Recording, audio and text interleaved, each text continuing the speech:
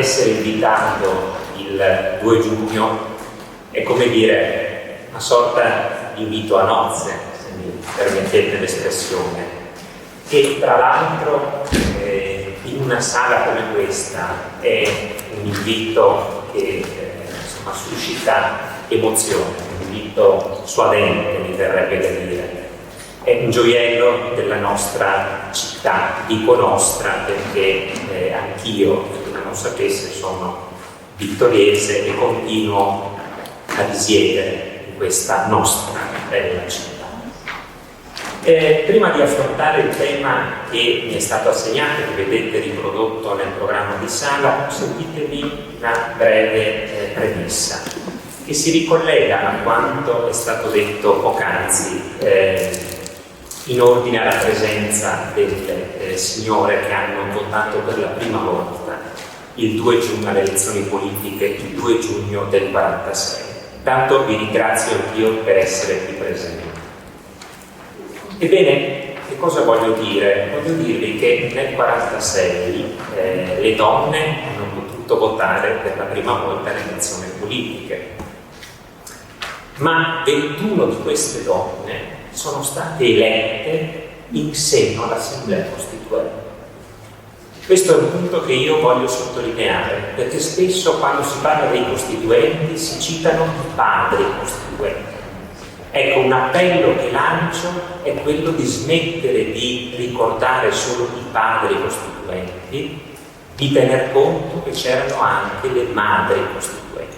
21 su 556 componenti, quindi poche, però quelle poche che c'erano hanno dato un contributo straordinario alla elaborazione della nostra Carta Costituzionale.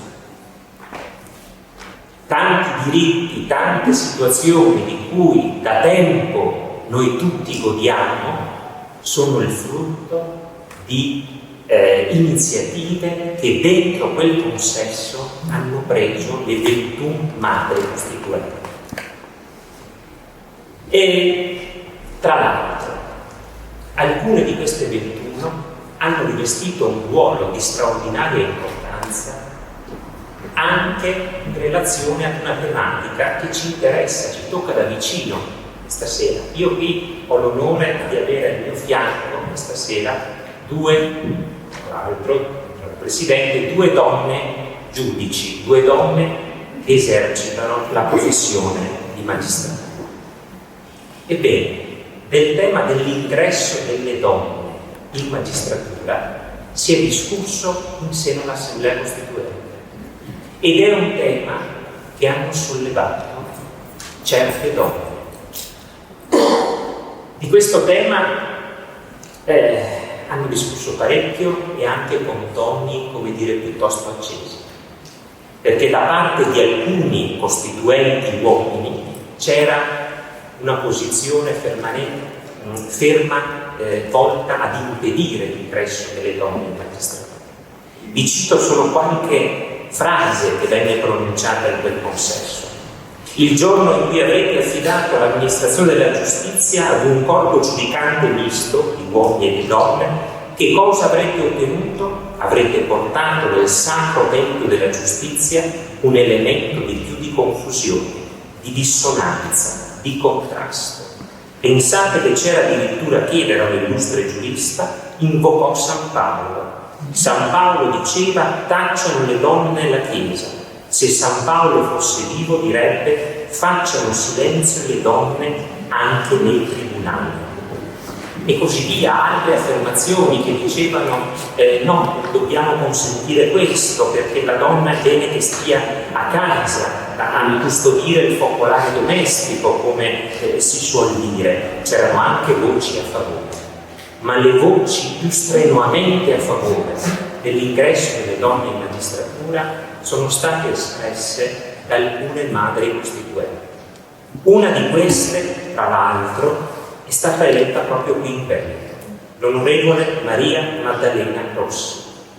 Lei, addirittura a fronte di questo muro di resistenza che si appalesava dentro l'Assemblea, propose un emendamento volto ad esplicitare in Costituzione che le donne hanno diritto di accesso a tutti gli ordini e gradi della magistratura. E tra le altre cose disse: dopo tante prove mirabili date dalle donne italiane in questi anni tempestosi, noi avremmo il diritto, onorevoli colleghi, di scandalizzarci che da parte di alcuni si contesti ancora alla donna il diritto di partecipare all'amministrazione della giustizia. È vero invece, onorevoli colleghi, che le qualità di sensibilità, di intuizione, di tenacia, di pazienza, di coscienza, il senso di umanità, espressione sulla quale tornerò al termine del mio intervento, che spesso si riscontrano nella donna, uniti nella conoscenza profonda del diritto, troverebbero un impiego infinitamente utile nel campo della magistratura. Anche l'onorevole Maria Federici si spese molto a favore dell'ingresso delle donne. Alla fine non è stata messa nero su bianco una esplicita previsione volta a garantire l'ingresso, ma questo dibattito ha assunto un rilievo importante. L'ingresso delle donne in magistratura, che era vietato all'epoca, perché secondo l'ordinamento fascista, l'ordinamento Grandi, il Regio Decreto 12 del 41, per poter partecipare al concorso bisognava essere cittadino italiano, di sesso maschile, di razza italiana e iscritto al Partito Nazionale Fascista. Questi erano i requisiti. Ebbene, una volta entrata in vigore la Costituzione, questo divieto di ingresso in magistratura, ma anche in altre professioni, sino alle prefetture, nella carriera diplomatica, alle donne era inibito in virtù di una legge del 1919 diventare che sono direttori generali di un ministero in quanto donne.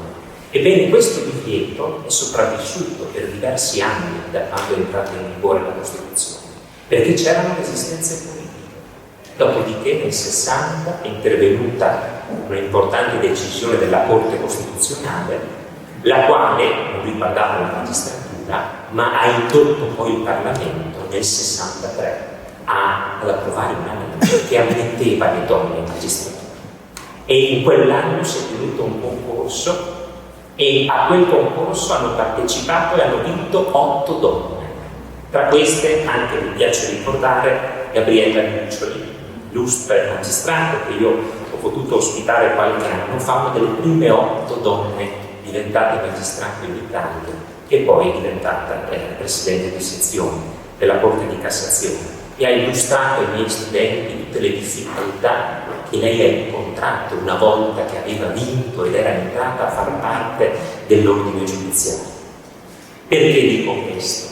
Perché ecco, la presenza qui oggi, l'onore che abbiamo di poter ascoltare che tra poco le 2 giudici, la dottoressa Zanoni e la dottoressa Ornano, è come dire una esemplificazione plastica di ciò che hanno fatto i costituenti, le costituenti in quel dibattito, e di ciò che fa, quanto conti una carta costituzionale.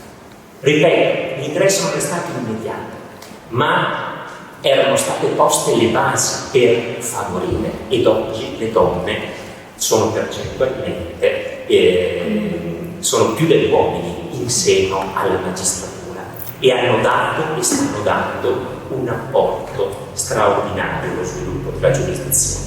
Vengo al tema assegnatomi. La giustizia nella visione e nelle scelte operate dai costituenti. Ho poco tempo, per vostra fortuna, e quindi svilupperò delle brevissime considerazioni. Tenete conto che l'università è un corso dedicato a questo, quindi mi perdonerete se andrò veloce.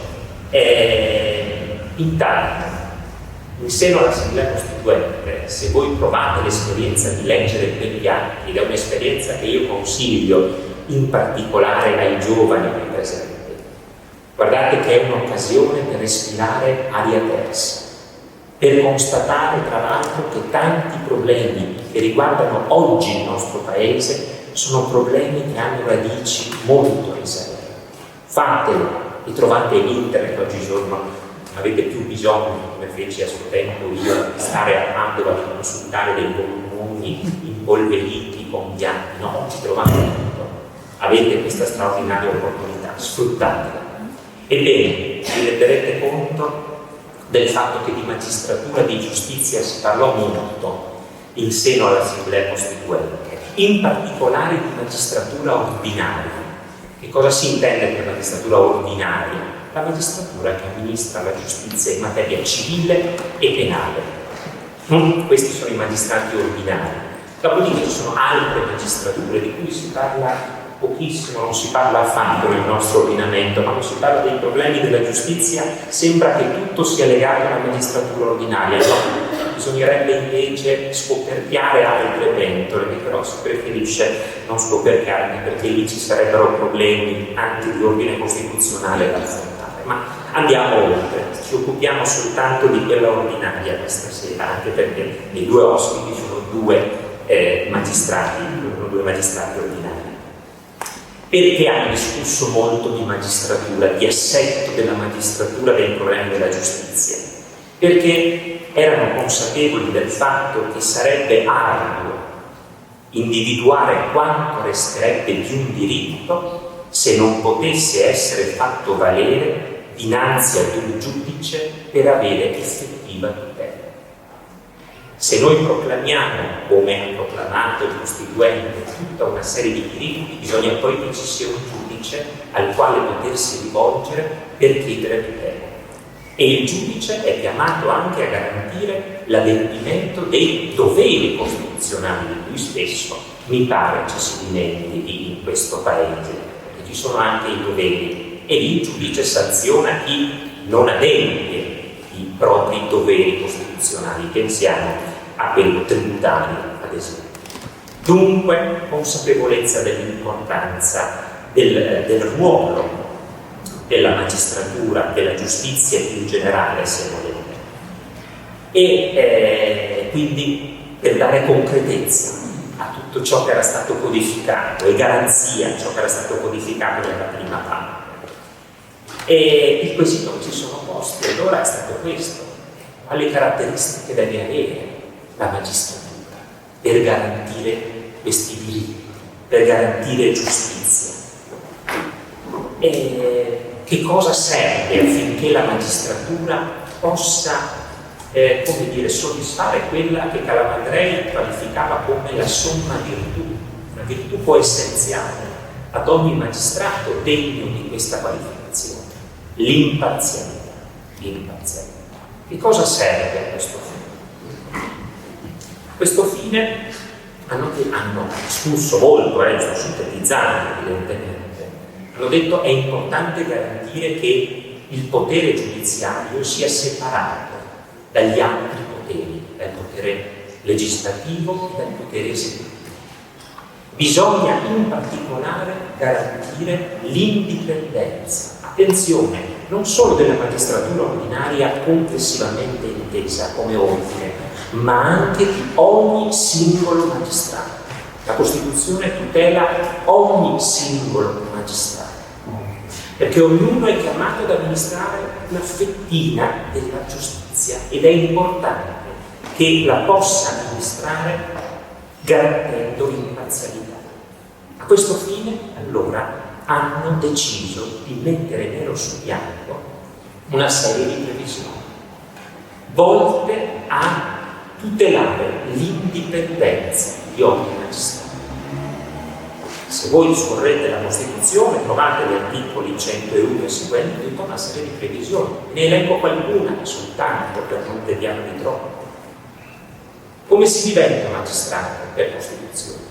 La regola è che si diventa magistrato per concorso, non perché si ottengono voti, non perché si viene eletti sulla base di un programma sul quale si ottiene la fiducia del popolo, no, perché si dimostra nelle sedi appropriate una adeguata, approfondita conoscenza degli istituti giuridici. L'accesso per concorso è di per sé una garanzia. Chi diventa magistrato professionale deve ringraziare se stesso per quello che ha fatto. Io aggiungo sempre, lo dico ai miei studenti, magari anche la famiglia, perché quella aiuta a raggiungere determinati obiettivi ed è importante, ma non ha debiti nei confronti di nessuno. E una volta che entra a far parte dell'ordine giudiziario, e lo auguro ad alcuni dei giovani qui presenti, perché è una professione straordinaria, impegnativa ma straordinaria, ebbene è posto in una condizione dalla Costituzione ideale per esercitare il suo mestiere. È un pubblico dipendente, ma è un pubblico dipendente particolare, gode di tutta una serie di garanzie che la generalità degli altri pubblici dipendenti non hanno. Perché gode di questi? Sono privilegi? No, sono funzionali a metterlo nelle condizioni di poter amministrare giustizia in modo imparziale. Ecco allora, oltre all'accesso per concorso, hanno previsto l'istituzione di un organo, il Consiglio Superiore della Magistratura, il quale si occupa dell'adozione di tutti i provvedimenti che riguardano la, passate dell'espressione, carriera di un magistrato, la vita professionale, da quando entra in magistratura a quando esce, di tutto si occupa il CSM, e quindi assegnazioni, trasferimenti, anche eventualmente di condannare un magistrato che commetta illeciti disciplinari. E qui permettetemi un piccolo inciso. Quando dico che i costituenti volevano garantire il massimo grado di indipendenza del magistrato, non intendo affermare che avessero trascurato il profilo della responsabilità. No. Nella prospettiva dei costituenti, indipendenza e responsabilità erano due facce di una stessa medaglia. Certo, per evitare di minare l'indipendenza, la responsabilità va circoscritta a determinate ipotesi e l'accertamento dell'eventuale sussistenza di un illecito va garantito, servono delle cautele, perché altrimenti si potrebbe adoperare, come avveniva durante il regime fascista, lo strumento disciplinare per punire i magistrati che adottano decisioni scomode al potere politico.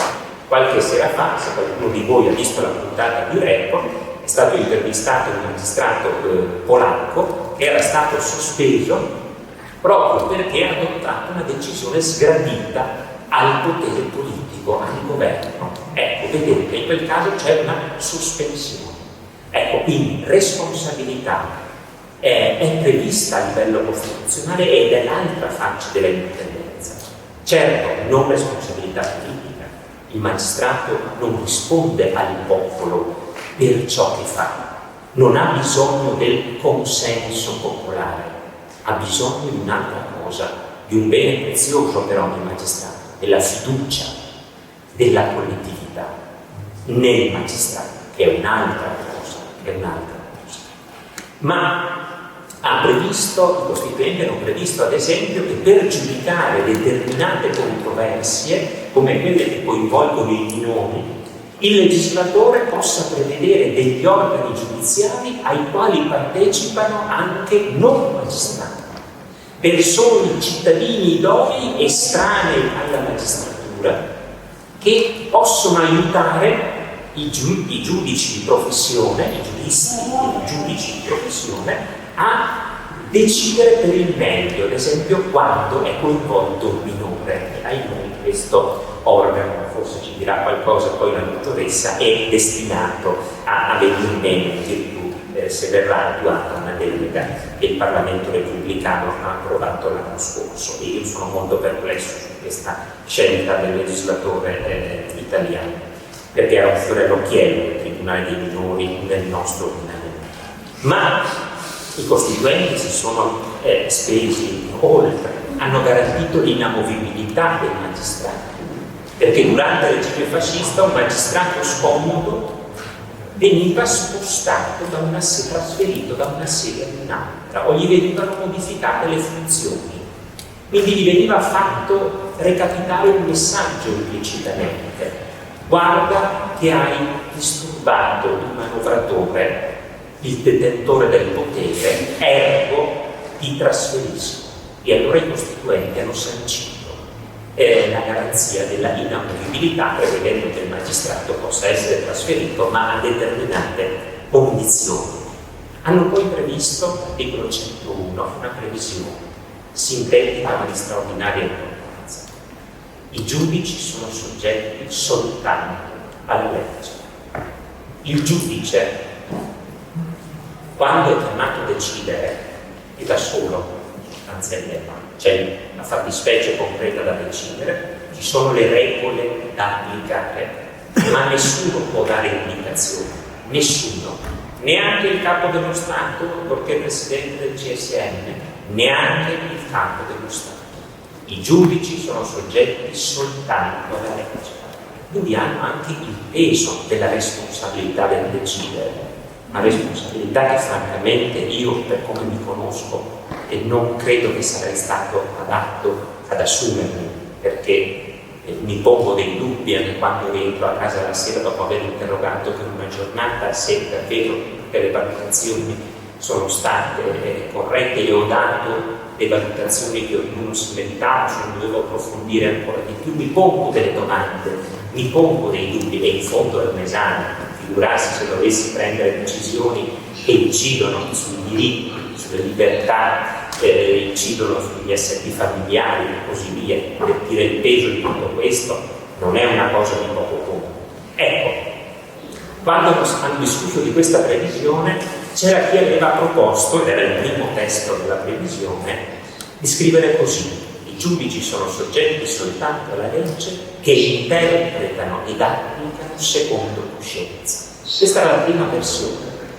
Dopodiché i costituenti hanno riflettuto, hanno detto piano, perché con una formula così ampia rischiamo veramente di attribuire, di favorire il cosiddetto diritto libero, l'appello alla coscienza del singolo. Voi capite che è un elemento soggettivo di straordinario rilievo, no? E allora hanno scritto solo così: i giudici sono soggetti soltanto alla legge. La legge è la fonte della legittimazione dei poteri del giudice, di ciò che il giudice può fare o non fare, ma anche il limite dei suoi poteri.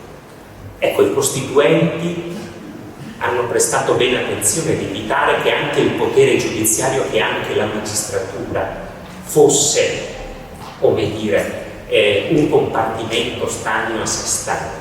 No, è soggetta alla legge, e la legge chi la fa? La fa il Parlamento, la fa il Consiglio regionale, se è legge regionale. Vado verso la conclusione.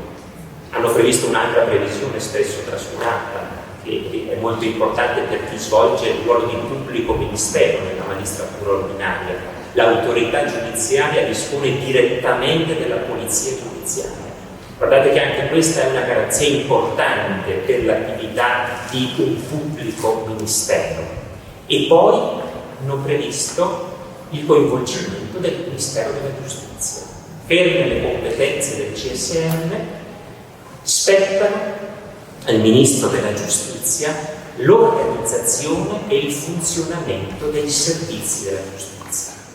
E quindi che cosa vuol dire questo? Che il Ministero della Giustizia, al cui vertice c'è un ministro, quindi persona che ha una responsabilità politica di fronte alle Camere, a differenza dei magistrati e del CSM che non devono avere responsabilità politica, il Ministro della Giustizia e il Ministero devono adoperarsi per porre in essere tutto ciò che materialmente agevola l'amministrazione della giustizia.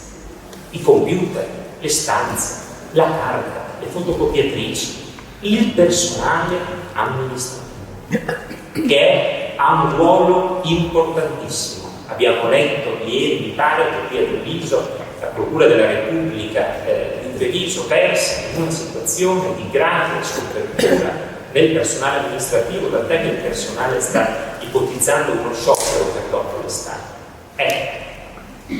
Non scordiamoci mai di queste figure ausiliarie, passatemi il termine, dei giudici, perché C'è il ruolo del giudice, ho messo il telefono perché avrei concluso il mio tempo, scusatemi, ma c'è anche l'importanza del personale amministrativo. Chiudo. I costituenti, dal mio punto di vista, fanno del loro meglio nel scrivere le regole della Costituzione. Dopodiché queste regole necessitavano di essere attuate adeguatamente ed applicate. È stato così? Non è stato così? È stato fatto in che modo? Intanto è stato fatto con straordinario ritardo. Questo va detto.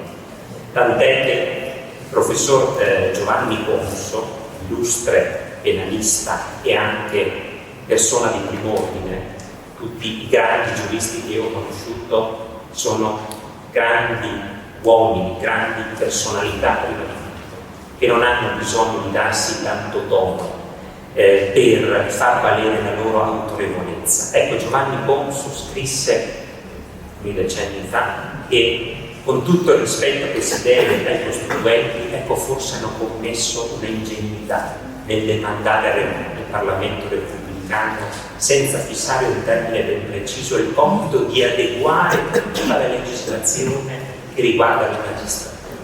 Questo è stato fatto in parte, ripeto, con grande rilievo. Comunque i principi e le regole costituzionali contano per garantire il buon andamento dell'amministrazione della giustizia, ma non bastano.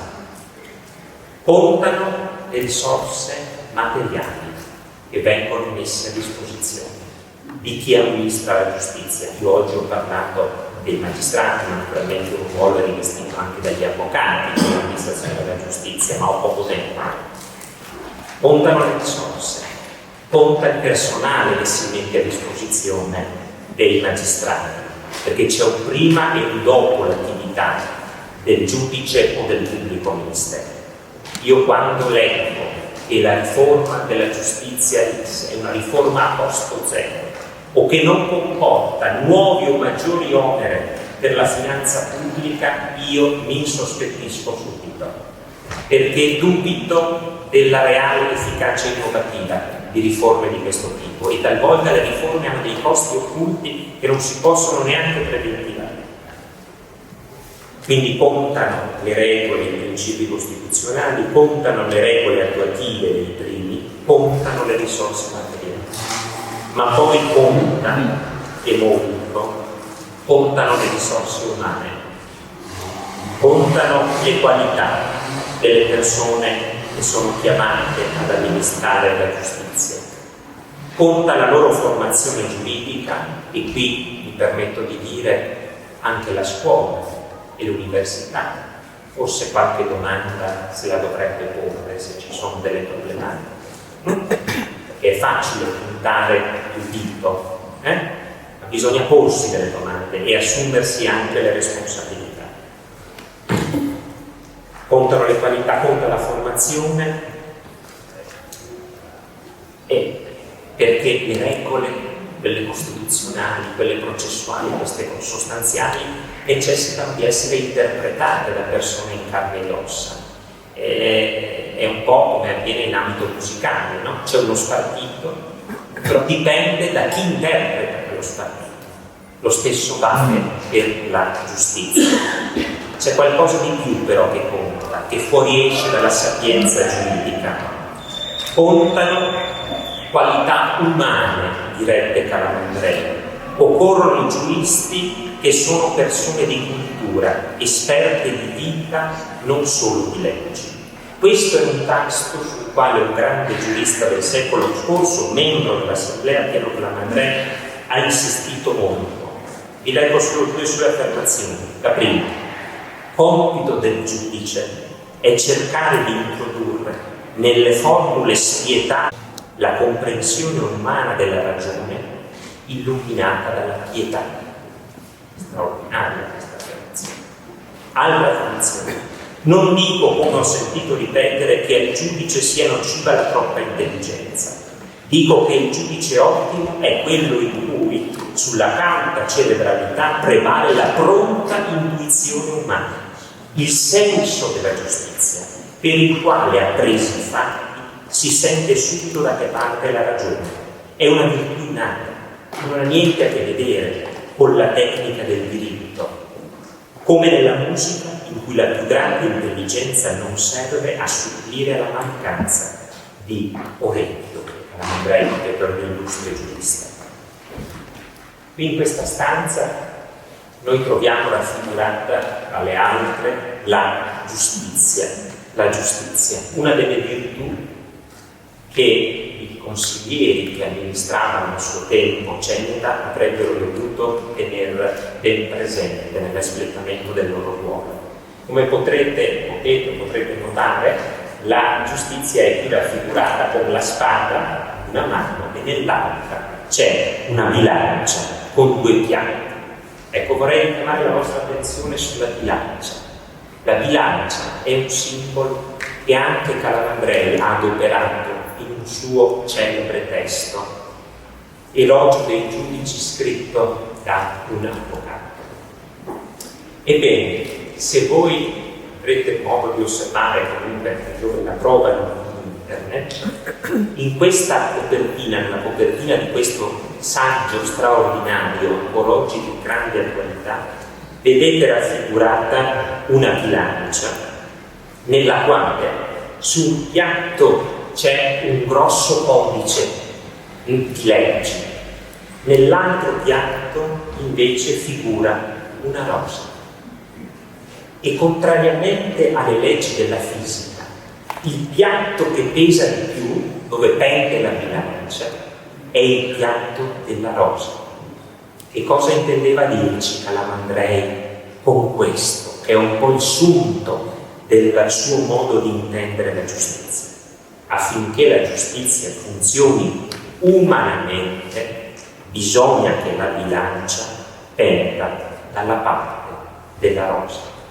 Anch'io la penso così. Vi ringrazio.